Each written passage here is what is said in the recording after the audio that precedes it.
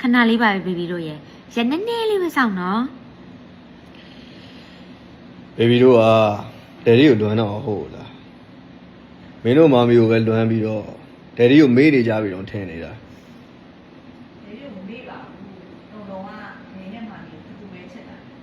မမလည်းညမောသူပဲချက်တယ် ဒါပေမဲ့မင်းတို့မာမီတော့နည်းနည်းလေးပူရမလားဟုတ်တယ်မလား ဟုတ်ပါ ဘေဘီတို့ထမင်းစားပြီတာ ဟုတ်စားပြီး ဘိုင်းနဲ့စားကြတယ်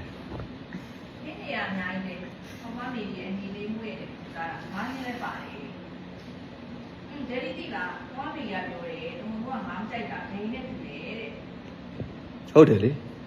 ဒယ်ဒီလည်းဘေဘီတို့လို့ငါမှမကြိုက်တာ မင်းပြောတော့ငါစားတဲ့သူကညံကောင်းတာတဲ့ဒီကျတော့ငါလည်းစားခဲ့တယ်ဘာလို့ညံကောင်းတာလဲ ဟောအဲ့ဒါကြတော့ဒယ်ဒီကမွေးတဲ့ညံကောင်းလို့ ငါဆိုသူကမွေးတဲ့ညံကောင်းလာရင် ဟောအဲ့လိုမဟုတ်ဘူးလေဘေဘီတို့ကညံကောင်းတာပေါ့ဘာလို့လဲဆိုတော့ဘေဘီတို့ကဒယ်ဒီနဲ့တူတယ်လေ ကိုဘကိုရှက်နေပြန်မှာ